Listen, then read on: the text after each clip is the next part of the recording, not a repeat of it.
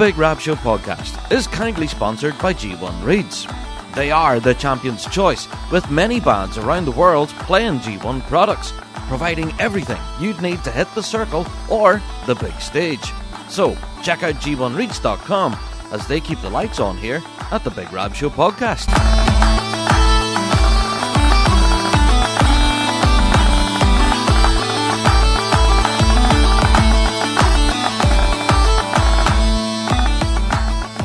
Hello there, everyone, and welcome to another Big Rab Show podcast. How are yous, folks? Hi, another week rolled round. We've got a pile to talk about, and if anything, we'll be doing a little bit of catch-up here in this first part of the show. All right, so we do have a bit of ground to cover, even before we get as far as the news and updates. And, of course, the topic of the week this week, we're going to be talking all about the Balvenie medal, and that's all sorts of interest in there. So, anyway, we've got a lot to pack into this week's show, so let's not delay any further. Let's get through our introductions first of all, shall we? Well, if this is your first ever Big Rab Show podcast, then you're welcome. How yous doing? We are the show for the bagpiping folk. We reflect everything in the bagpiping world, be it Celtic music, folk music, or our bread and butter, competitive piping and drumming.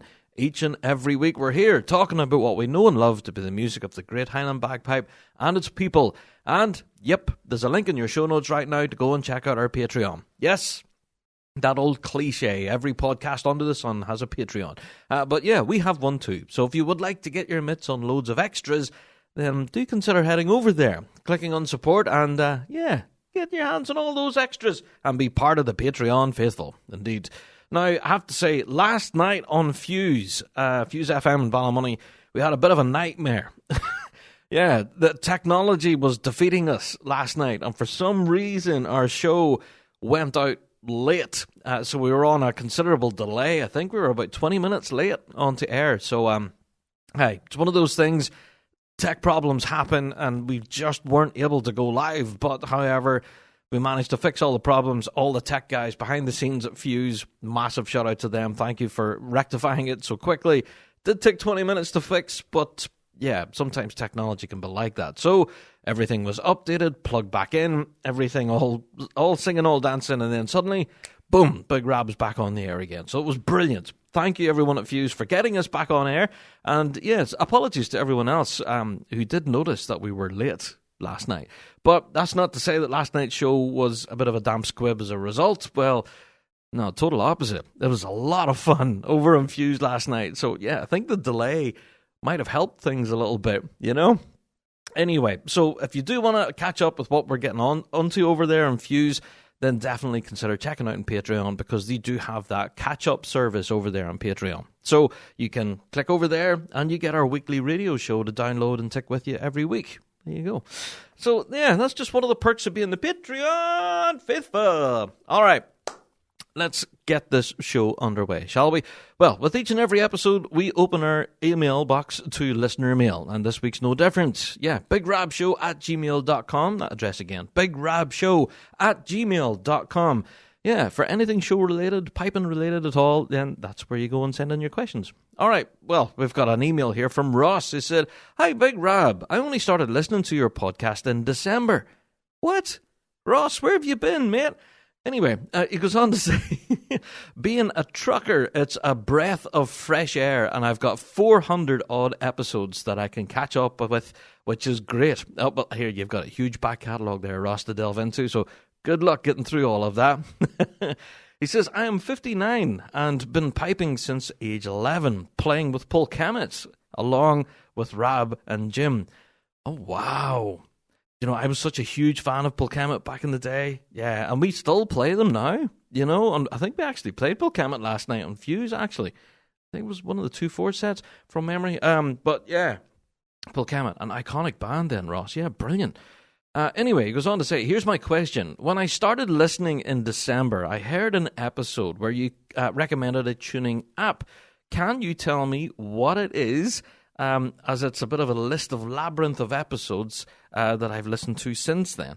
All right, so what I'm going to do is I'm going to go into my phone and go into the App Store. I think I do remember the title of this. I think it is called, yep, there's it there.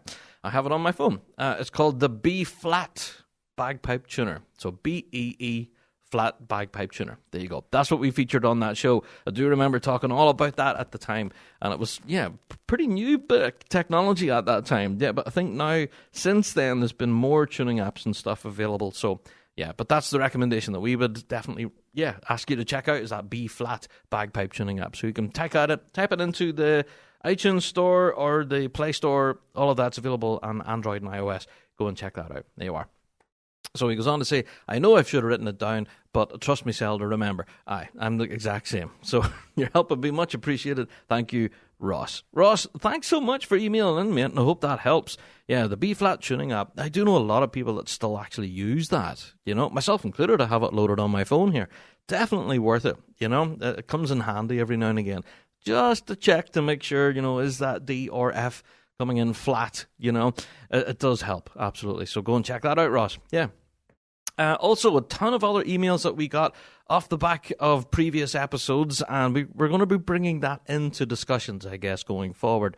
Yeah, and when we're getting through the news and updates, and Weekly Drone is back. Oh, Weekly Drone is back, baby!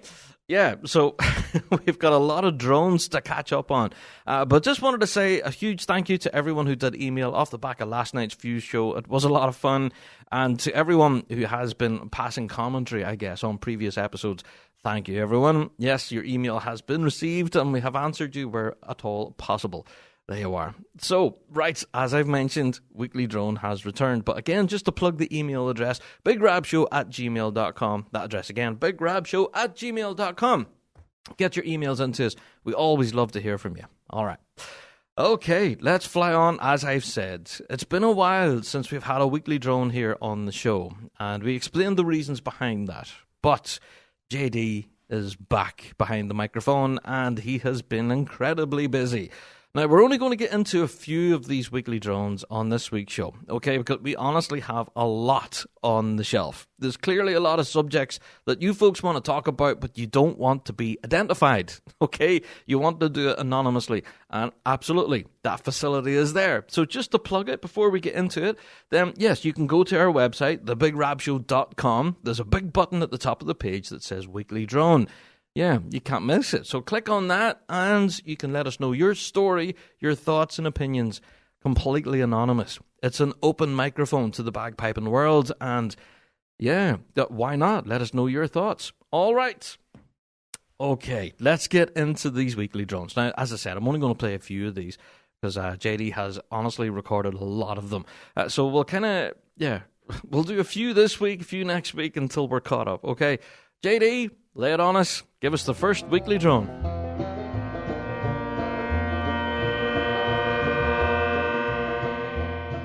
It's the weekly drone. Danny Drone Sniffer. This drone is dedicated to the Lavvyheed drivers, distracting Rabby while he's trying to podcast. Thanks for the podcast this week, Rab baby.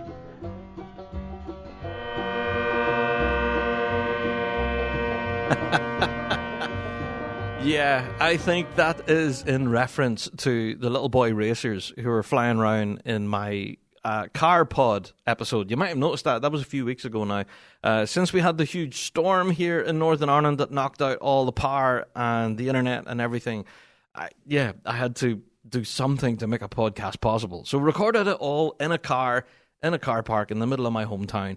And yeah, that seemed to be a topic of conversation for a while, is these wee fellas skating about in modified cars with big exhausts. Yeah, I don't know. Car culture is a thing that always sort of escaped me, but it's a big deal where I live locally. You know, if your car isn't lowered with big silver rims on it and a massive exhaust the size of your head, then you don't have a good car, you know? Anyway, I don't understand it. You could be driving a Mini Cooper and that thing will sound like a Ferrari driving past you. You know, it makes no sense. Anyway, so car culture, yes, shout out to those guys who were distracting me during my podcast recording. That's good value, actually. You can listen back to that. I had another listen since we got that drone, and I was very distracted watching these idiots flying around a car park. Anyway, I'm now back in my cozy studio again, so no distractions. All right then, JD, lay it on us. Give us the next weekly drone.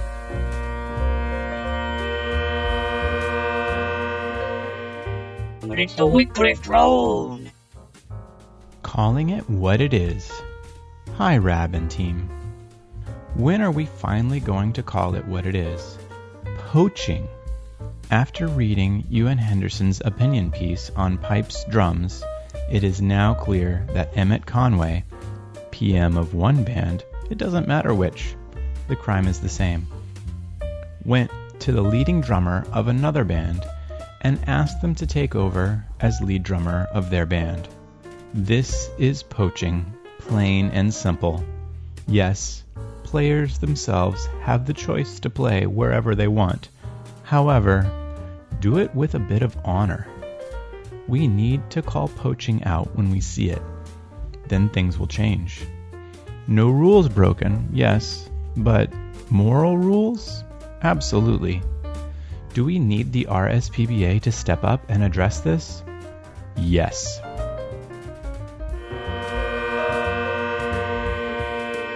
Okay. Yeah, we're getting into the thick of it here, folks, aren't we? Yeah, we got a number of weekly drones on this, actually, to be fair. And we know that this weekly droner did mention Ewan Henderson by name. Now, normally, whenever a name gets mentioned in weekly drone, we don't normally air these. However, this is public knowledge. It is available on pipesdrums.com, where Pipe Major Ewan Henderson from the Police Scotland and Federation Pipe Band did publish an open letter to the pipe band community. It's available on pipesdrums.com. As I say, you can read the full thing. His entire opinion piece is there, and he did lay it all out. Now, last week, whenever we spoke about the appointment of the new lead tipper to Shots and Dykehead, we spoke about it from a really positive perspective. We thought this was such exciting news, and I suppose it is from a Shots perspective. This will absolutely bring a whole new musical flavour to the back line at Shots. We did mention also at last week's podcast about the timing of all of this and how that could be particularly challenging, not just for Shots, but also for Police Scotland and Federation. Yeah, now you might have heard on Fuse last night, we were talking all about this then as well, and ourselves and the Rab Show have been doing what we can to help. We've been posting out advertisements for the Federation band and kind of helping them with the appointment process. The appointment process of which does actually close at the end of February on the 28th, so applications are currently open to seek a new lead tipper. Now, as to who's going to fill that role, we have no idea. Now, as for the comments around poaching, that's a very emotive word, I have to say. Now, poaching, it's been something that's been talked about in the bagpiping world now for decades. In fact, as long as I've been involved in bands, you've always heard of the term of poaching players. And yes, this is affectionately known as the transfer season.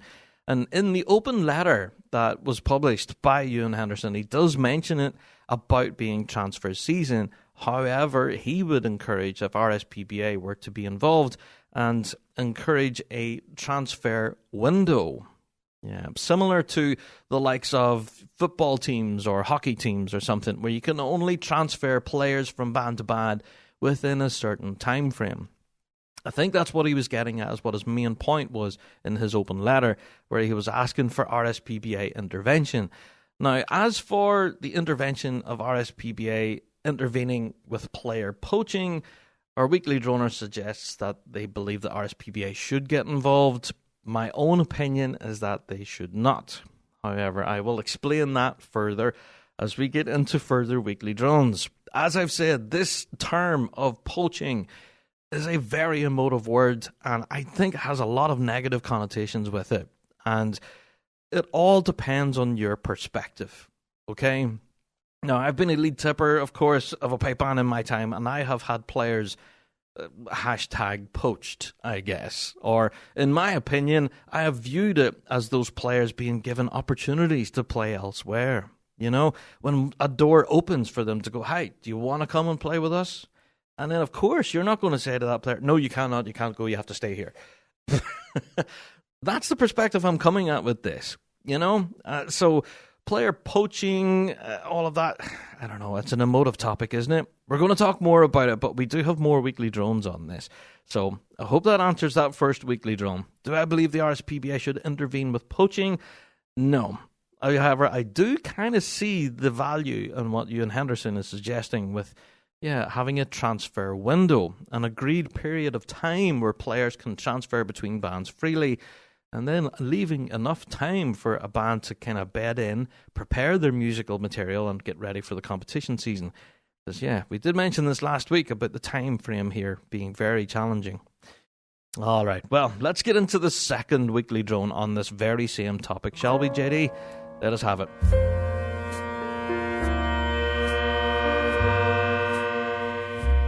It's the weekly drone. Poaching. Hi, Rab. Just a quick one.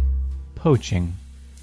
We have now all seen that the leading drummer of Police Scotland and Federation is now the leading drummer of Shots, 12 weeks before the first major. I am always the first to say that the way to combat poachers is to make your band as attractive as possible. That way, members won't want to leave. However, I do strongly believe that there should be a transfer window for people changing bands. And we as a community should condemn poaching at all levels, not just grade 1. A letter supposedly from the ex-lead drummer of Police Scotland and Federation, now lead drummer of Shots, clearly states that a member of Shots approached him to join Shots and leave Police Scotland and Federation. That is poaching, no matter what way you dress it up. And we need more robust rules in the RSPBA in regards to poaching. Your thoughts? Weekly Droner, is that poaching? Very good question. And whether, again, another suggestion that the RSPBA should get involved. Honestly, my opinion is no, they shouldn't. I think bands should be able to police their own membership without intervention of the board of directors, for example.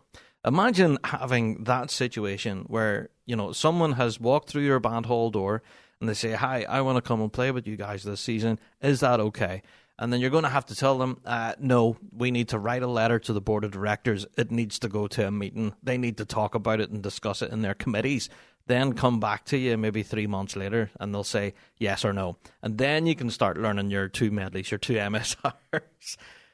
Seriously? Now, I honestly don't think that poaching, this word, it keeps coming across and it is so emotive that someone is being almost hunted and then dragged away from their original band and kicking and screaming and they don't want to leave and it's leaving the band behind one less member and then they're being dragged into this new situation.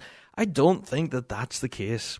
In a lot of the circumstances from what I've experienced with poaching is that the player is offered another opportunity to play somewhere else. And then it's up to that player themselves to actually, do they stay or do they go? And I do take what the Weekly Droner said there, is that by making your own band a very attractive prospect and it makes it difficult to leave. That does make sense. Now, we do know that David Henderson has a huge history with Shots and Dykehead. We mentioned that on the show, and obviously that would be a huge draw for David. And he did mention in his statement when he was appointed as lead tipper of Shots that this was a childhood dream come true. So it would have been a very tempting proposition to turn down. Clearly, it had taken him quite a bit of time to consider. And yes, 12 weeks out from the first major championship is not ideal timing. And I think that's kind of what's made this situation all the more hurtful. Yeah. So for full information, you can go and read. There's a lot of opinion pieces on this online. There's a lot of different online commentary on it, including that open letter from Ewan Henderson himself and, the statements we got from Shots and from David himself. It's all up there online. You can draw your own conclusions on all of it. Yes, we do know that there was an approach made from someone in Shots to David to say, "Hi, do you fancy coming and playing with Shots next year?" All right? And that's it. It's, as far as I'm aware, that's what it was. The invitation was extended, and then David was left with a decision on his shoulders. And then he made the call and said, "Yeah, okay, I'm going to go to Shots." And that's the news that we have now. Yeah. As for this suggestion of RSPBA intervention with these decisions, I still respectfully disagree. That's just my opinion. I just don't think that RSPBA should muscle in on band membership decisions, Anyway, you guys can possibly disagree with me and tell me this is stuff that Rab got wrong, but that's just my opinion, and you did ask for my thoughts. There you go. So, whenever we're talking about poaching, some people can call it poaching, and some people can call it inviting, all right? Where you extend an invitation to a player and go, hey, do you fancy coming to play with us next season? It would be great to have you come and play, all right? And you can also look at it from that perspective, extending an invitation to a friend or to someone that would maybe enjoy playing in your band. And then if they decide themselves to uptick and take that option, should you be, villainized as a result of extending that invitation? How else are you going to get people to play for your band if you don't extend invitations? All the pipe bands out there that we mention every year that are in recruiting mode and are getting new membership, they're inviting players to come through their band hall doors and take up the challenge. Yeah. And is that poaching? Potentially could be viewed as such. And yeah, is also part of this poaching discussion, I guess. All right, JD, I believe we have one more weekly drone on this topic of player poaching, and then we shall swiftly move on. But go on ahead. Let us have this next drone, JD. It's the weekly drone. Drummers and the Romans. Salve, Rab. With recent Grade 1 drama ongoing, I have a question for you. I am a piper, and I genuinely don't understand this. I have always used this analogy when it comes to drummers. The band is the old Roman Republic, and the leading drummer is Julius Caesar. Caesar's army was loyal to him, not the Republic, and followed him wherever he went. Not loyal to the Republic, but to their leader. My question: why do drummers seem to be more loyal to their leading drummer rather than to the band itself?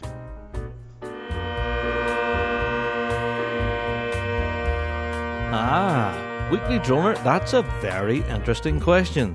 Now, to be fair, I can talk as a drummer on this one. I've experienced this firsthand. Yeah, any drummer joining a brand new drum corps, and yeah, it's a total brand new learning curve where you have to learn their style. That every lead tipper has their own individual voice. Their chords all sound different. And as a result, moving between bands for a snare drummer can be really difficult because you need to learn every little nuance of that style. All right? Now, I don't know if this gets across to the bagpiping guys, all right? Because, well, obviously now I'm a piper, I can kind of get of an appreciation for this. Bagpipers have dots on the page, the way the tune should be played. Then you have the nuances, the way the pipe major would like the tune to be played, for example. So you learn your dots on your page, you learn your tune. Then the pipe major says, maybe draw that dot out a little bit, cut that a bit more, swing it a little bit more in this bar. Example, all right? Hope that's where that makes sense, where the pipe major can add nuance to the music, but essentially the music's the same. With drumming, it's completely different. Everything goes on musical voice and feel. And if you don't gel with your new lead tipper, it becomes incredibly difficult. So, if you are playing with a lead tipper that you absolutely click with, and that you find that your own musical playing clicks with their musical style, then it's a marriage made in heaven. And drummers absolutely cling on to that. So if a lead tipper was to suddenly up sticks and move to another pipe band, then yeah, we can absolutely see the thinking behind why the membership might follow that lead tipper to another place.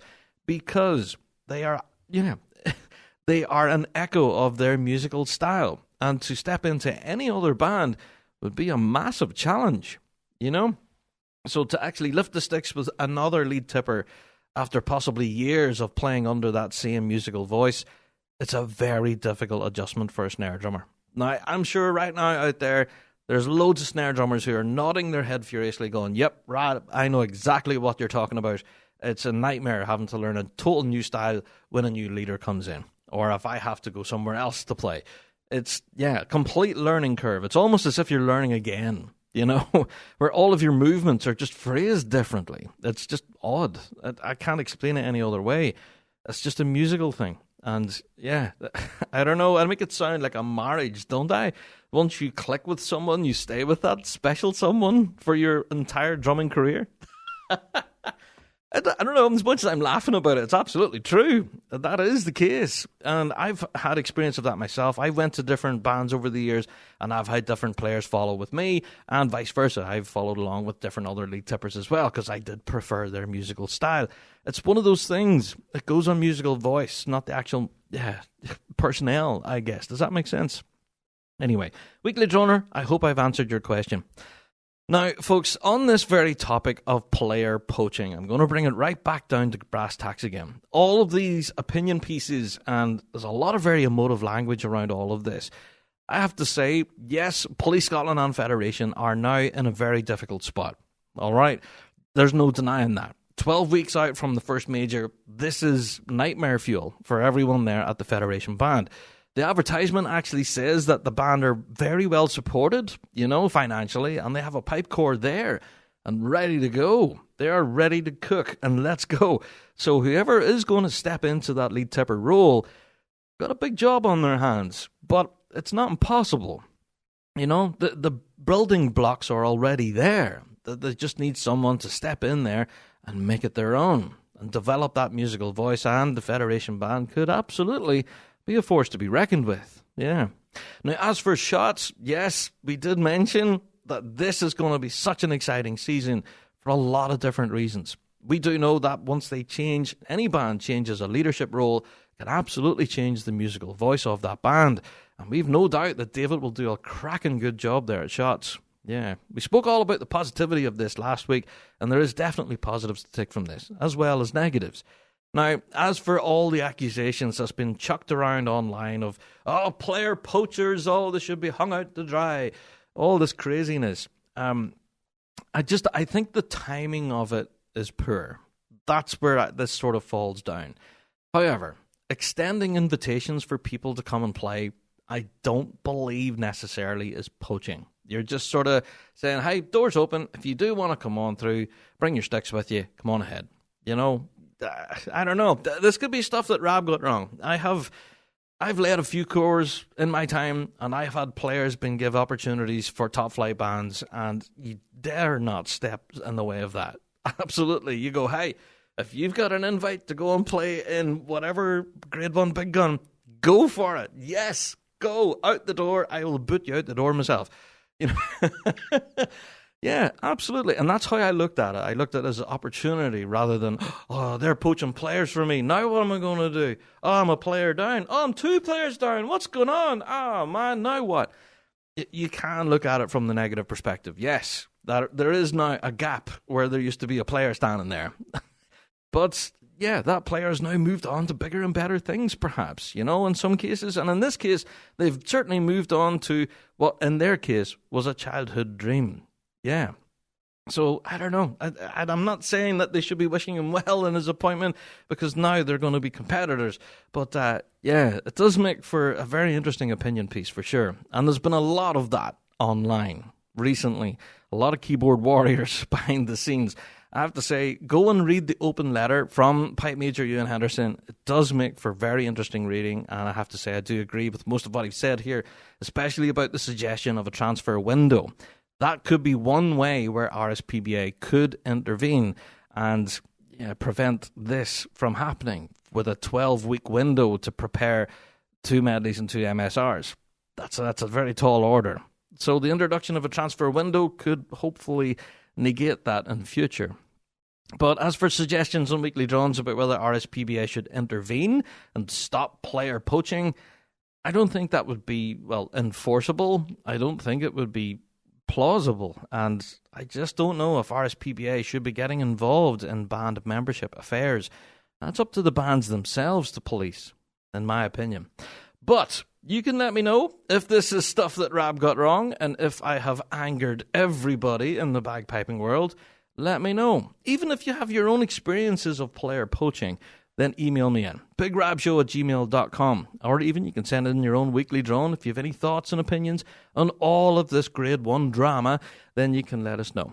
Yes, we know It's a positive move for Shots. They're very excited to be going in a new musical direction, but it's also very negative news for the Federation band. And we've covered all of that, I suppose, at this point. We're talking ourselves in circles. But we do wish the Federation band the very best. We've done what we can to help them, I guess, by publishing that advertisement, and we'll continue to try and push it. The deadline for applications is the 20th of February, so you do have a bit of an opportunity now to, put your harness on, go and step into that back line and, take up the leadership. Why not? Thump out some big tunes and we'll see you in the circle, I guess. Yeah. Folks, I don't know. The use of emotive language such as poaching, it does have all sorts of negative connotations. But I would kind of stress that as much as there is negative here, there is also some positive. And I'm going to stress this as well before we get into the news and updates. The very fact that we're having this conversation to begin with about player poaching, the fact that it's now in the kind of psyche right now, it's in our crosshairs and we're all talking about it, that's a positive in itself. It's drew attention to something that has been an issue now for decades. And some of the suggestions that have been bandied around, some of them are actually helpful. And who knows, maybe up for consideration at the upcoming AGM in a few weeks. Good for thought. Right. Let's put all of that behind us. JD, it's good to have you back, buddy. It's very good to have you back. We will have more from JD on next week's show, of course, as you guys send in your own weekly drones. Go to our website, thebigrabshow.com. The big button at the top says weekly drone. Let us know your thoughts and opinions on all of this and more, of course, completely anonymous. Send them in to us and we'll put JD to work on next week's show. All right, time to get into all the news and updates. So, I'm going to take myself a wee break at this point, and I'll be right back after this.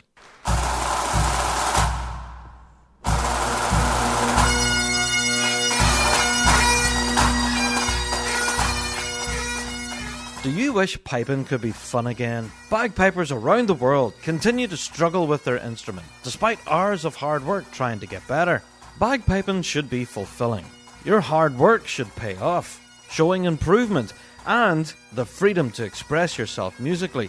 Or why do it? The Dojo University believe every piper should be able to free themselves from musical frustration, proven over more than a decade of successful teaching and accessible anywhere with an internet connection.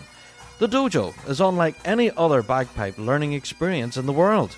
Let the Dojo channel your enthusiasm into a fun and fulfilling program that will empower you with the knowledge to fall in love with piping all over again. So go to dojouniversity.com/Big Rab and take advantage of our 30-day free trial of Dojo Premium membership. Join the global community of students today and rediscover the fun of bagpiping. dojouniversity.com/Big Rab for a 30-day free trial.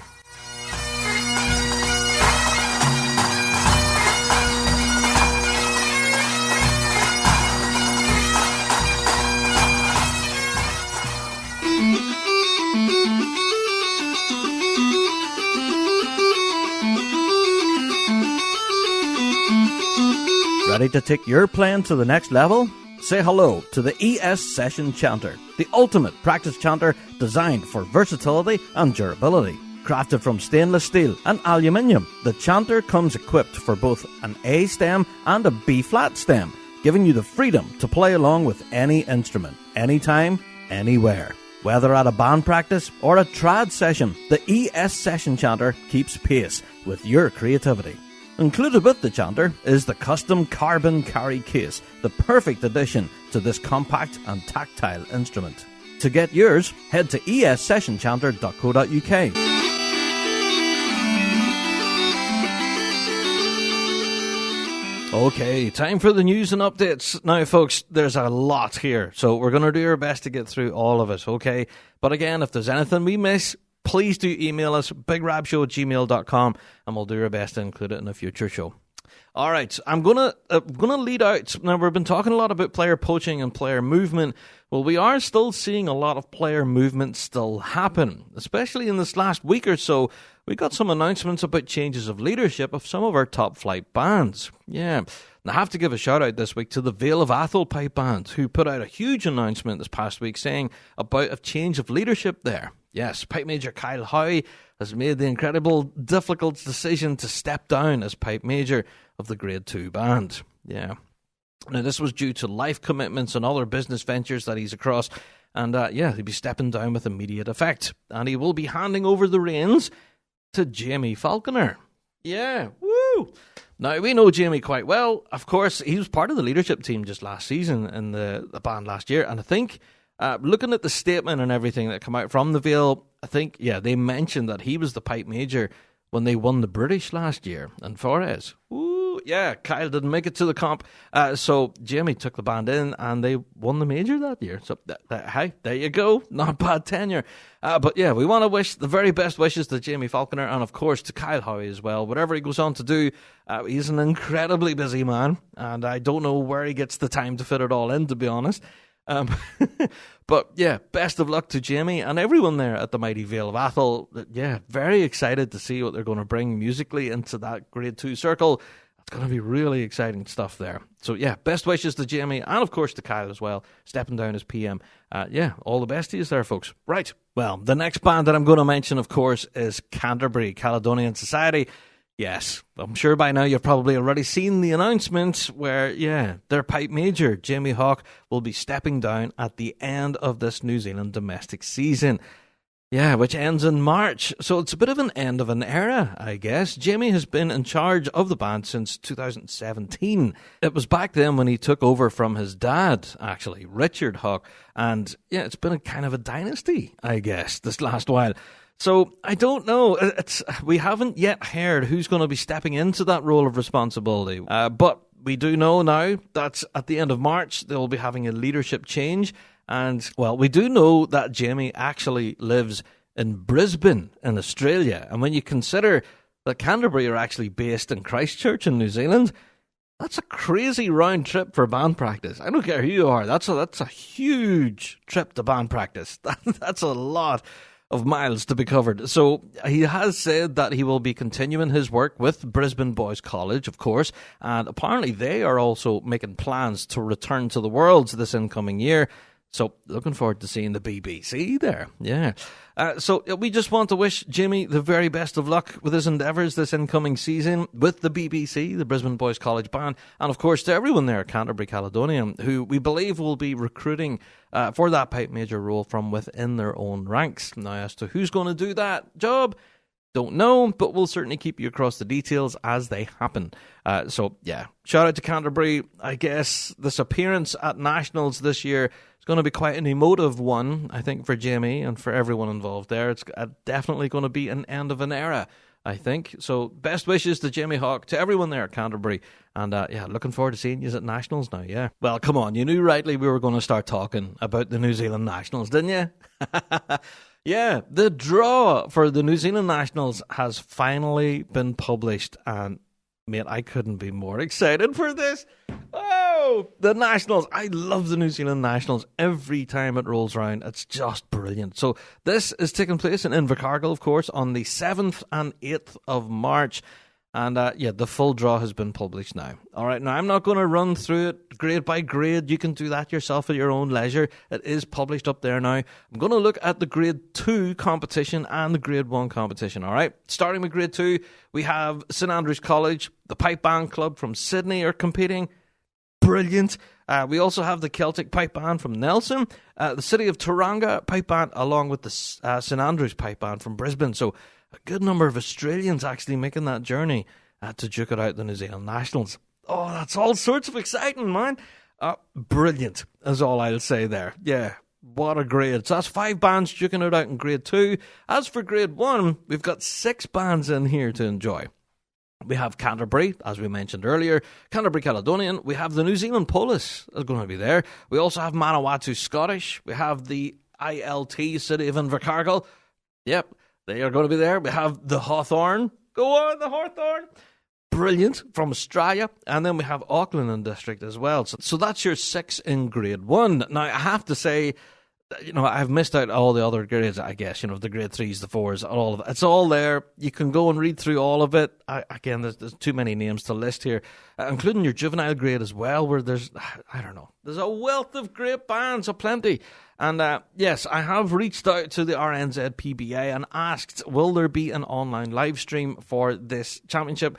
To date, I have yet to kind of get that confirmed for you, so I'm waiting on that. And as soon as we have any further information on a possible live stream, of course, ourselves in the Big Rab Show, we will be sharing that out. So all of us living internationally, can't make it to New Zealand, you'll be able to tune in online and watch the whole thing. Now, I have to say, the quality of the live stream from New Zealand, we have sung the praises of it over the years, and last year's was just impeccable. I don't know how they can top it, to be honest. The image quality, the sound quality, and the commentary as well from the commentary team, it was just perfect. I don't know how they can top it. So I'm very much looking forward to seeing how they're going to top it this year. But good luck to everyone. New Zealand National Draw is now published. You can go and read the full thing on the 7th and 8th of March is when all this action takes place. And you know what I'm going to be really looking forward to the most? Obviously, the competition itself, but it's the March Pass competition. That element of it is just brilliant. That's one of my favourite parts of the whole thing, to be honest. It's something we don't do here in the UK, and I really wish that we did. And yeah, if you haven't watched it yet, you can go back and watch all previous national championships on the RNZ PBA YouTube channel. Go back and have a watch at some of those. Some real blistering good performances through the grades. And yeah, that March Pass competition, man. Oh, love it. Love the New Zealand Nationals. So, yeah, the 7th and 8th of March, get that date in your diary. You're not going to want to miss the upcoming National Championships. It's going to be a serious amount of good piping on offer there. Yeah, so yeah, as soon as we have more details on a possible live stream, we will be sharing those details out across our Big Rab Show socials. So do make sure that you're following us there on Facebook, on X, and all those other places. At Blue Sky and Threads, I think, are the other ones. So yeah, tons. We'll do our best to kind of share it out far and wide as soon as we get it. There you are. If it is happening, we just don't know yet. We're waiting to get that confirmed. All right, let's fly on. Okay, going to give a bit of a shameless plug for an upcoming competition, actually, for, well, yeah, right here in the UK. It's the Kingdom Thistle European Solo Piping Competition and the RSPBA European Solo Snare and Tenor Drumming Competition. There you are. Thanks to the Dundee, Perth and Angus branch, the entry forms for this are now available. Yeah, and the closing date for all entries is the 29th of March. Yes, and it has been said here that late entries will not be taken or accepted. So, for full information, of course, go and check out the Dundee, Perth and Angus branch on their socials or indeed on their website, which is rspba-dpa.org, and all information for the European piping and European snare and tenor. It's all up there now, and entry forms are available now. Say that deadline for entry is the 29th of March. So you do have a wee bit of time to consider, but don't wait too long. Yeah, get your entry forms in. Okay, this past week, we got quite an exciting announcement from The Force. Did you folks see this? Yeah, The Force have put it out on their social media that they're going to New York Tartan Week. Woo! Yeah, you know the massive parade that they do down 6th Avenue in New York City? Wow. I don't know, man. What a moment that will be. So yeah, The Force Drum Major Display Team will be there as part of New York Tartan Week. That's going to be epic right there. Yeah, so that's going to be taking place on the 5th of April, having drum majoring showcased in one of the biggest events, I guess, across there in New York City. That's fantastic. So best wishes to everyone there at The Force. We're very excited to see all of the, well, hopeful video clips and little pictures and stuff and selfies. Yeah, we can't wait to see this. Yeah, best wishes to everyone there at The Force. That's a very exciting announcement right there. New York Tartan Week. That's brilliant. Okay, we talked about this last night on Fuse at length, and I think a good number of you actually who were tuning in and listening to the show actually joined in the crack. I have to give a huge shout out to Rodney Brownlee. Yeah, locally here in Northern Ireland, Rodney's quite well known in the bagpiping world, of course. He has spent this past week, I guess, uploading a lot of old videos from back in the day. Yeah, and a lot of these have been absolutely fascinating. You know, we've looked back through a good number of these. We spoke about this on Fuse. I think I mentioned it in last week's pod. I'm not sure. But yeah, we're definitely going to give him another huge plug again, because the wealth of great content that Rodney has been uploading here, honestly, it's a lot of gold. There's some bands here that just have not been competing for decades. And it's brilliant to watch back at some of these old competitions from back in the day. I think there's videos from Bangor in 1993. He has Brushane for 2004. There's too many to mention, all right? There's quite a list here. He spent a lot of time uploading the individual bands and competitions themselves, including some of the march pasts as well, and parades of the town afterwards. It's just brilliant. There has been one video where he actually managed to catch me. Oh, yeah. He managed to catch me, my dad, my brother, and, well, she wasn't my wife at that time, but she's in it as well, carrying the trophy, and my mum is in it as well. So it's a whole family thing. And yeah, our band was in that video. So I'm not going to tell you which video it is. For you super sleuths out there, you can go and try and find it. But yeah, I'm in it, lead tipper, smacking away. But yeah, so just shout out to Rodney. It's just honestly been a pleasure watching back at a lot of this old footage. And do you know something? It's kind of odd to say this. It's brilliant to see a lot of the old faces that I remember from back in those 80s and 90s era of bagpiping. Sadly, a lot of those people are no longer with us. But watching these videos from Rodney has been honestly just a real joy. Just to look back and go, oh, yeah, I remember that guy. God, he was such a character, you know? And then all of those memories come flooding back. All the old stories of what you used to get up to. And it's just a real pleasure just to watch all of this stuff from Rodney. I can't oversell it enough. I've been really enjoying all of the content. So just a massive shout out to Rodney Brownlee. If you haven't gone and checked out his content yet, where have you been? You really need to go and check it out. And I think possibly most of Northern Ireland has already been glued to this. Competitions, aplenty. Even like some of the competitions I've noticed, like a Hockle, for example. Yeah, they used to attract some of the top Grade 1 big guns to a Hockle, which is a small County Antrim village, you know? And the crowds were just insane. So I don't know. You can go back, watch all of Rodney's videos. I can't oversell them enough. I've been sharing them out all across socials, telling people how much I'm enjoying them. And yeah, Rodney, you actually managed to catch me as well, mate. I did drop him a message saying, ha, you caught me. And yeah, he had a good laugh at that fact. Yeah, because I was thinking that he wouldn't, but he did.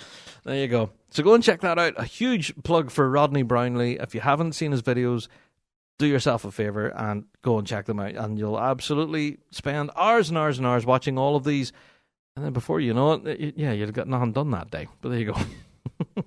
Well, before we go any further, I just have to say a massive happy birthday to Willie Armstrong. Yes, one of the founding members of the Red Hot Chili Peppers. Just wanted to pass on, the very best wishes for your birthday. Now, I don't know if you want me to tell people just exactly how old you are, Willie. But, happy birthday, Willie Armstrong. Yeah, many happy returns to one of the founding members of the Red Hot Chili Peppers. And I will leave his age a mystery. You can go and check that out. It's up there now on the Red Hot Chili's socials if you do want to find out what age he is. Many happy returns, Willie. Best wishes. Okay, also this past weekend, of course, was the Intercontinental Adult Solo Snare Drumming Championship. Yeah, it's part of the Metro Cup. And yeah, the full list of winners is all available. You can go to the Metro Cup website or even on their socials where they have published all of those details. And I have to say, congratulations to Derek Cooper. Go on, Derek! Woo! Legend. Yes, he walked away as Intercontinental Champion. He walked away with $500 in his sparring, and of course, that all-important, pre-qualification spot for the World Solo Drumming. If anything, the top 6 places at that competition secured such a spot. So, hey, well done to everyone involved. And so, anyway, just wanted to say you can go and check it out. I'm not going to run through the whole list of who won what and where at the Metro Cup and the Intercontinental Solo Drumming. But yeah, just congratulations to Derek, who walked away as champion. And to all those top 6 placing people, you've all earned yourselves a spot at the World Solo. So good luck, everyone there. Fantastic. Well, also this past weekend here, bringing it closer to home here, of course, was the Leinster Solo Piping and Drumming Championships. Yeah, in Rush in County Dublin. Now, I have to say, full congratulations to everyone involved. I do think it was quite well attended by the looks of things. Quite a huge entry. And if you do want to go and check out all the results, of course, that has been published on the IPBA socials. And well done to everyone involved. But I think kind of the lead story that came from the Leinster Solos was something really quite interesting that happened after the competition closed its doors. there was 2 little video clips that were posted by the Irish Pipe Band Association, and they suggested that this could be the beginning of a National Youth Pipe Band of Ireland. Ooh! Yeah, now all the young pipers and drummers involved came from all across Ireland, I have to say, and yeah, there was everyone on practice chanters, one's on practice pads, and they played a couple of tunes. It was brilliant, I have to say, to see all of this young talent all thumping out tunes together in one big mass band. It was brilliant. So could this be the start of a National Youth Pipe Band of Ireland? I don't know. Apparently at the moment they are actively looking for drumming and piping volunteer instructors. Let's see if this will actually happen. I'm very curious. Now, this is something that has never been on this side of the Irish Sea, I have to say. It's never happened. So could this potentially be the start of something really cool? In my opinion, yes, absolutely. Let's do this, folks. Let's make it work. So, yeah, best wishes to everyone there at the IPBA. What a brilliant idea to bring all of these young people together in one big national youth band. That's absolutely fantastic. I'm all for it. So, yeah, I'll be keeping across that story, you know. What started out as a bit of mucking about after the competition, you know, come on, folks, we'll play a bit of tunes together. This could be the start of something really quite cool. The National Youth Pipe Band of Ireland. Can you imagine? Wow. Anyway, oh, that's fantastic. Let's move on. So, but yes, we will be keeping across that. And as it develops, or if it develops, we'll certainly let you folks know. Okay, I'm just going to throw it out there. Now, we have mentioned this on previous Rab shows before, and we do know a good number of people actually took our advice and went and applied for this. All right? We're talking about the Festival Interceltique de Lorient. Yes. Now, the reason we're mentioning it is because right now they are seeking applications for people to go and take part in this. Oh, yeah. Now, I'm going to read the advertisement in full so you get the full thing. It says, Pipe Band Update, all grades are now considered. We now have availability for a pipe band, ideally based in Scotland, if you're listening now, to attend the Lorient Interceltique Festival this year. Now, this includes grade 4, juvenile and novice juvenile bands are also welcome to apply. I don't think that was the case in previous years, but now it is. So, you'll be leaving central Scotland on the afternoon of Wednesday the 30th of July and will be returning again on Monday the 11th of August. All accommodation, meals and travel will be covered. And you get the opportunity to perform in the Grand Parade that we mentioned before in the show. Yep, and of course, the famous Celtic Horizons Stadium show at the largest Celtic festival in the world, representing Scotland. Now, we have spoke about this at length in previous podcasts about just how special this is. What an opportunity. For all your information, you can contact Andy Gibbs via alba at festival-interceltique.bzh. I can just about read my script here to register your interest. Or, of course, you can go onto the Big Rab Show on socials. We've shared it out a number of times now. We do think this is a golden opportunity for anyone who's ever been curious to take part in the Interceltique de Lorient Festival.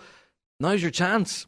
Go and jump at it. Yes, I guess you're going to miss the competition season here between the dates of the 30th of July and the 11th of August. Yes, we understand that. However, this festival, I don't know, will absolutely blow your socks off. It's absolutely on my bucket list, I think. So, yeah, it's one that I want to get to, and I'm sure many of you listening right now will also want to get to. Yeah. So, as I've said, go and check it out. The Festival Interceltique de Lorient are now looking for band applications right now. And whenever you consider all accommodation, meals and travel are covered, what's not to love about that? There you go. So I know it's a huge shameless plug, but go now. Get your applications in. Okay, I know I've already mentioned it in previous Rab shows, and I'm going to repeat myself again. I'm going to drop this into the news and updates just so you're definitely aware. This will be my third time mentioning it to you now. The 94th RSPBA Annual General Meeting is happening on the 8th of March. I might have mentioned it before a few times as well on Fuse. This will be a hybrid meeting. So, if on the 8th of March your band representative is unable to attend in person in the headquarters in Glasgow, you can tune in online via Zoom and make sure that your band's voice is heard. Again, I keep stressing the importance of annual general meetings. People constantly email us here on the Big Rab Show wanting to see change. However, it's you go to your meetings to affect change. Complaining and all of that to a podcaster won't do too much. You need to complain to the top brass within the association. If you're not happy, let them know. If you want to affect change, then attend your AGM and vote for it. Yeah. Whenever the big decisions come around, then definitely let your opinions be known. Attend the AGMs and, affect change. We've been saying this now for years. This year's no different. This is a big meeting, again, is rolled round. We do think there'll be a lot of ground to cover in this one, so definitely worthy of your attention. Please make sure that your band rep or secretary or whoever is going to be attending is aware that this meeting is taking place and have plans to attend. If they don't, then make sure they have a delegate to attend in their stead. 8th of March, RSPBA AGM. Again, I'll probably mention it again just ahead of the meeting, but just to give you forewarning, it's happening. It's happening, folks. Don't let it pass you by. All right, now we did mention there about Willie and celebrating his birthday and everything, being a founder member of the Red Hot Chili Peppers. Well, the Red Hot Chilies actually put out an announcement there last week, just before Valentine's Day of all days. They're actually recording a new album. Yeah, now it's been rumoured for a long time that the Chilies have been in the studio, all right? And they, you know the way rumours go, they come and they go. Sometimes you hear, the album's going to be out next week, and of course nothing happens. And then the rumour just dies away. And then, the album's definitely coming out tomorrow. And then nothing. Well, it's now finally been confirmed from the Red Hot Chili Peppers themselves. Enough of the rumours. The new album is coming soon. They've even given us the title and the cover art for the album as well. It's going to be called Back to Roots. Yes. Now, as to when this album will be released, we've no idea. They haven't given us the release date yet, but at least we have the title and the album art, and it looks really cool. Now, that title, Back to Roots, has got a lot of people speculating online as to what exactly they could mean by this. You know, back to roots. Are we talking about the players themselves going back to their competitive roots? You know, perhaps, are we going to hear the Red Hot Chili Peppers thumping out a 2-4 march? I don't know. But, or are they going to go back to the very beginning of back rock? And start playing their old sets of AC/DC and, all that, We Will Rock You, all that kind of stuff. Is that where they're going to go? Back to their roots of back rock? I don't know. It's definitely...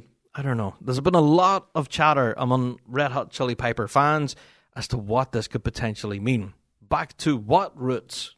The roots of what? I don't know. That's a lot of fun speculating though. So for Red Hot Chili Pepper fans, yes, we spoke all about this last night on Fuse. We did play a good bit of stuff from the Chili's last night, and it did get people talking. What could they mean about back to roots? Very exciting stuff. But yes, as soon as we hear more information about when this album will be released, we'll certainly let you folks know. That's going to be an exciting one for sure. All right, folks, I think I'm going to wrap it up there as far as the news and updates are concerned for this week. I do know that there's still an awful lot to get covered, and we'll hopefully catch up in future shows, all right? Because, there's been a lot happen this past week. I do think we have touched on most of the big stuff, I guess, and anything we have missed, of course, we will be chatting all about in next week's pod, okay? So, if there's anything glaringly obvious that we haven't mentioned, then please do email us in bigrabshow@gmail.com. That address again, bigrabshow@gmail.com, and let us know what we missed. All right, well, let's fly on. I think you guessed it. At this point in the show, it's time for me to go and get a big cup of tea. It's time for the topic of the week.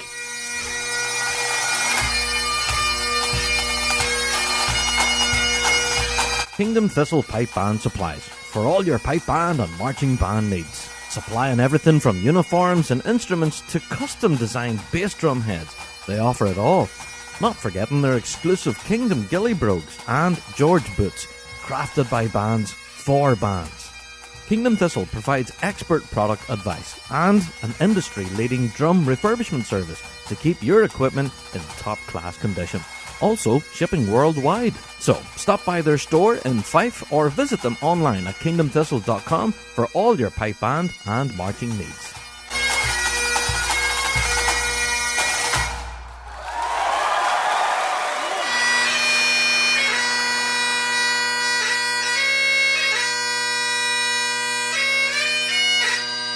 Wallace Bagpipes. Quality, pride and passion. Made in Scotland. Proud bagpipe supplier to the Red Hot Chili Pipers. From the most basic of sets to the most elaborate, they have something for everyone. Also offering bagpipe repairs and restoration. From a simple makeover to a full overhaul. From a chipped mount to a complete replacement. Wallace Bagpipes have you covered. Visit wallacebagpipes.com for more information or contact your nearest dealer.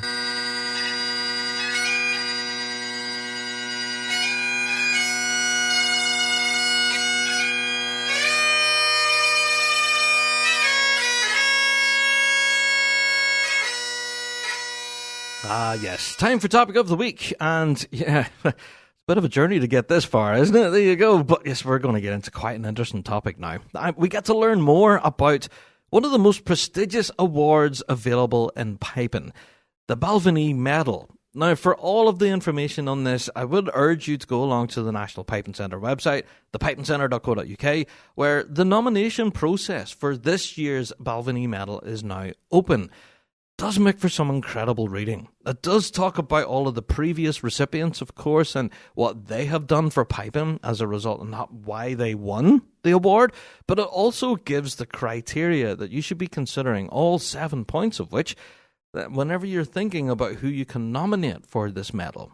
So, yeah, I think, whenever we first mentioned this on the podcast, I did say that I wanted to learn more and that I would reach out to the folks at the Piping Centre to talk all about this. So, welcome Helen Urquhart and Bob Worrell to the pod to tell us more. So, folks, I'm going to throw this to Helen first of all. Can you tell us about the Balvenie Medal? What is it?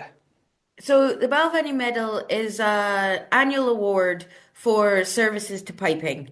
And it's last year was the 40th awarding of this medal. So the first recipient was in 1984 and was the Duke of Atholl for his kind of generous hosting of the Glenfiddich Piping Championships.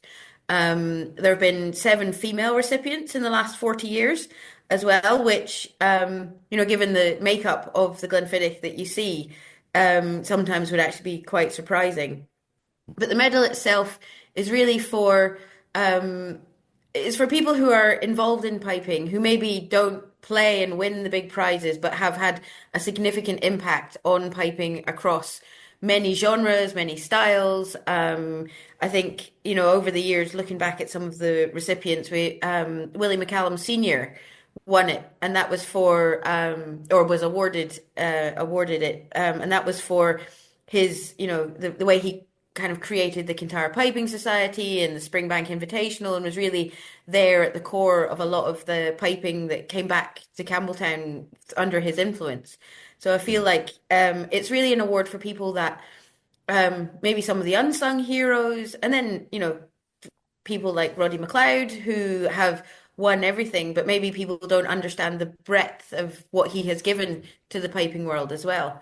So it's really a medal for services to piping in any field. So I think we've had an amazing array of winners over the last 40 years as well. There you go. So it isn't for those that have just won like countless championships and big trophies and stuff. It's for those folks behind the scenes who invest in the piping scene, I guess. Yeah. That's what it's for. Yeah.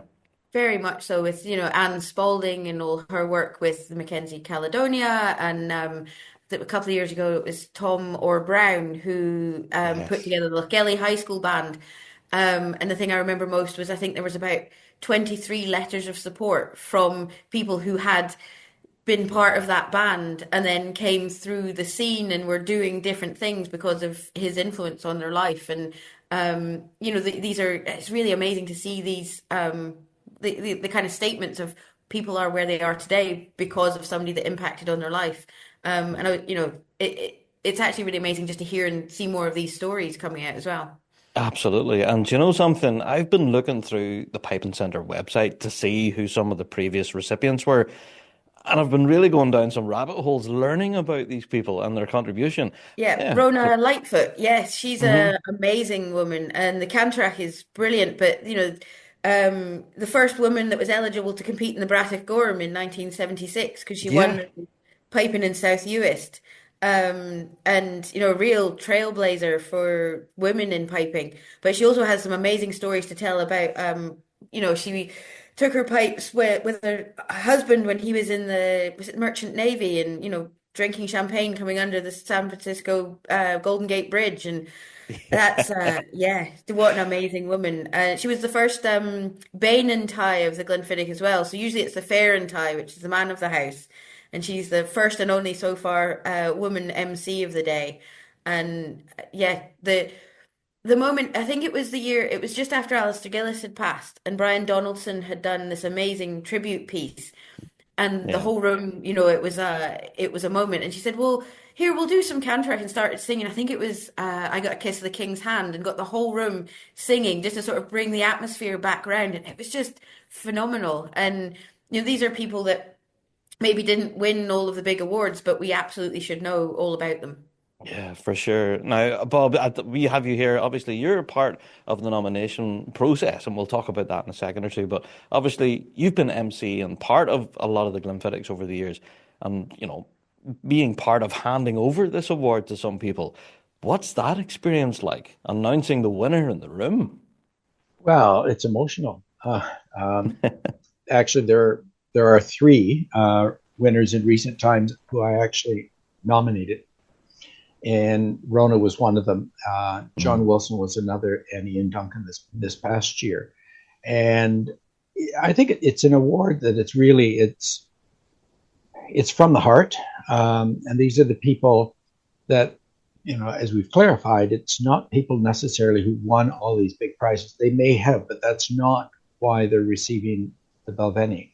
They're being recognized for contributions to piping, and it could be through teaching, and it can be through the organization of events and organizations, as was the case with Willie McCallum Sr.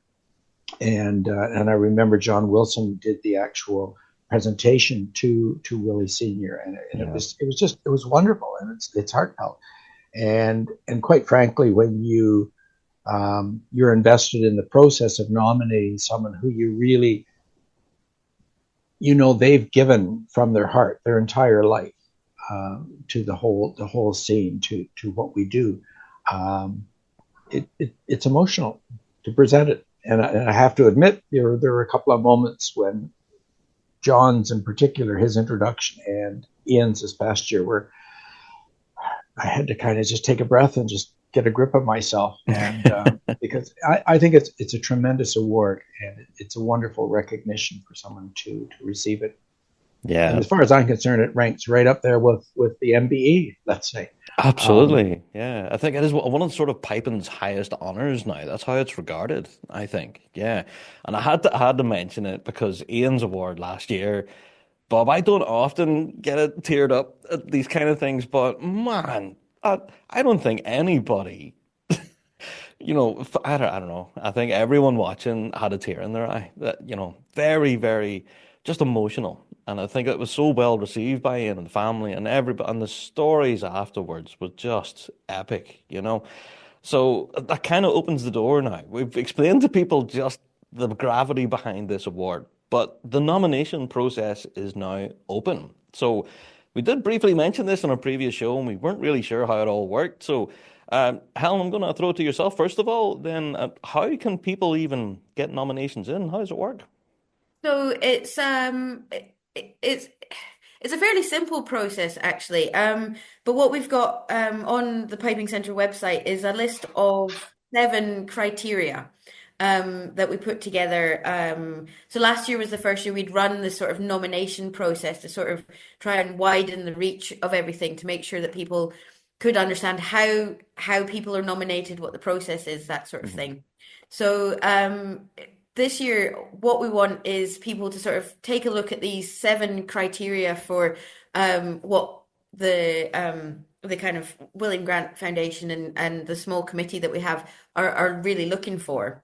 And write a letter or a kind of short, like, essay style piece about their chosen nominee and how they match up to all of these 7 principles. They're really, it's quite a wide open kind of wide reaching kind of guidelines, because we understand that it could be somebody from pipe band, or somebody that has been a long time serving secretary, or somebody that so we didn't want it to be too focused and restrictive, but we really want it to be as much detail and in-depth information about the chosen nominee as possible that shows how much they meet each of these sort of 7 criteria that we've put down there. Absolutely, yeah. And it does kind of demonstrate how that person has dedicated so much and given so much to the piping scene, I guess. So that's part of that sort of nomination process, and to include that in your essay, yeah? Yeah, definitely. And what we've got is it's a small committee of Piping Centre, some from the William Grant Foundation, and a couple of external committee members. Last year, well, what we did was we waited until it had closed to see who all the nominations were for, and then sort of tried to pick kind of impartial committee members from the kind of wider piping world, so that we could, come to a really fair and kind of open decision amongst everybody and really discuss, because there was such a wide range. We had 11 nominations last year, which for the first year doing something like this, we had no idea.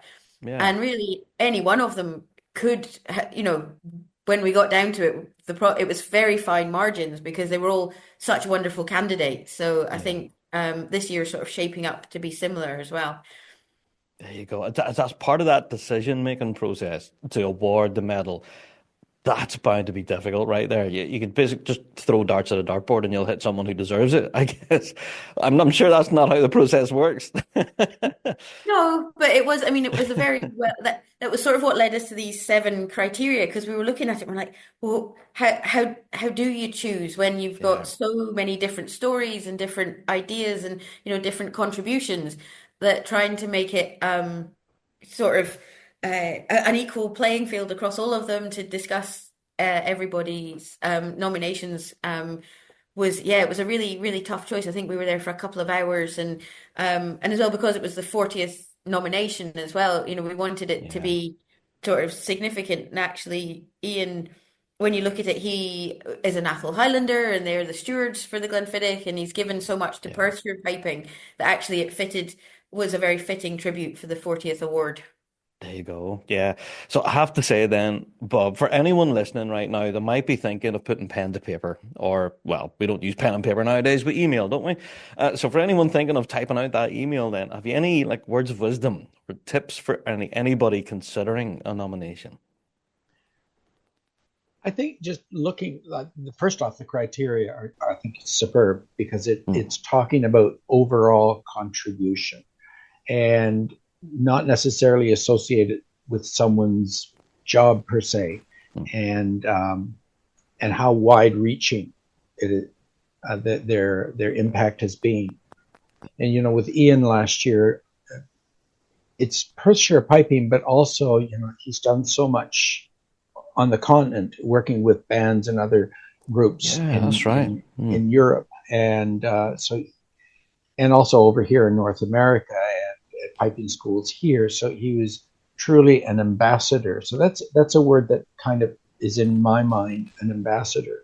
Yeah. And I'm just trying to think, when Rona got it too, I thought it was, to me, like, she was pivotal in terms of breaking through and at the major competitions as a female piper, and being able to say, look, these criteria preventing women from competing in these contests, it's all wrong. And she stood her ground on it and paved the way. Well, correct me if I'm wrong, Helen, was that not the year then that Faye won the medal? Yeah. It just, like, the stars were so aligned, and when that result came in, I thought, perfect. It was like, it was absolutely meant to be. So she's played a very prominent role, I think, in terms of inclusivity and everything in piping. And so there are different aspects to it, and what the person has done from an overall contribution. Yeah. It's important and a very difficult one to consider for sure. You know, there's so many different avenues you could go down, like a million different names possibly could come to mind of people you could put forward. But it's that ambassadorship, you know, someone you can really stick out there. It's going, yeah, they contributed a lot to piping and all of that. And, you know, the prestigiousness of this medal definitely reflects that. So, folks, I am really looking forward to seeing who manages to lift it this year at Glenfiddich. Now I know a lot more about it. And for more information, of course, for anyone listening right now, we have links in the show notes and stuff where you can go and read all the information about past recipients and stuff. And then you can go down the rabbit hole like me. Yeah, and hear all the stories. Yeah. So, Helen and Bob, thank you both so much for your time. I really appreciate it. And Helen, just to remind folks then, when is the deadline and where do folks email in their nominations? So the deadline is the 31st of March. They can email them to me. So it's hurkert@thepipingcentre.co.uk. It's easier to see it written down because spelling that can be tricky. But if MD does want to actually put pen to paper, we're accepting proper postal nominations too. If you post them to the National Piping Centre in Glasgow, and we'll accept them that way as well. We don't want to be, digitally cutting anybody off. So we will take all applications, carrier pigeon, everything. There you go. Until Monday the 30th, I think it's Monday the 31st of March. So we've got a few more weeks to get your nominations in. There you are. Brilliant. So a lot of food for thought. So folks listening right now, get your thinking caps on and get those carrier pigeons away. Do you know, here's another thing. Somebody asked me the other day for a fax number. Have you guys got fax? Do you have fax numbers? We did until about 2 years ago. The Piping Centre did have one. It was the only way the payroll used to come in. It's very strange. That's a pretty old technology. I don't know if anyone still uses it, but there you go. We're going to finish on that note, aren't we? That's a bit strange. But to Bob, Helen, thank you so much for taking time to chat with us. And as I say, check your show notes for more info. And I'm really looking forward to seeing, Bob, who you're going to be announcing or who's going to be announced as the winner. It's exciting stuff. Thank you both so much. Yes, so check out that link in your show notes for all of the information on this. Now, honestly, I have put in so many hours now just going down the rabbit hole and reading all about each recipient and their contributions to piping. It's been honestly a fascinating venture. So shout out to the Piping Centre. This website's brilliant, by the way, and you could spend hours just absolutely going through all of the records. It's brilliant. So again, shout out to Helen and to Bob for spending time and telling us all about this amazing process. And if you do want to go and get your nominations in, you do have a period of time, although not too long because the deadline is fast approaching. But yeah, do consider it. And all the way up to the 31st of March is there that opportunity to get your nomination in for the Balvenie medal. There you are. Well, folks, that's pretty much it for another Big Rab Show podcast. I think we've covered a lot of ground this week, haven't we? Yikes, from player poaching to the Balvenie medal. Wow, I think that's nearly a tune title out there, isn't it? Yeah. Well, anyway, in all seriousness, thank you all for downloading this week. Honestly, each and every week we do introduce more people to our podcast. So again, if this is your first ever Rab Show, how you doing? Thank you for listening. Please do check out our back catalogue like Ross has been doing in his listener mail. Over 400 plus episodes now. There's bound to be, nothing we haven't talked about in the bagpiping world at this stage. So a wealth of great content back there, including some live events as well and on the ground reports and stuff. It's great listening back to some of those, Honestly, really enjoyed them. Anyway, that's it for another Big Rab Show. I am out the door. Thank you all for downloading. And of course, tell your mates about our wee show. And we'll be back again here next week for even more bagpiping goodness and another brilliant topic of the week to bring you. Yeah. Until then, folks, we'll see you all next week. All the best.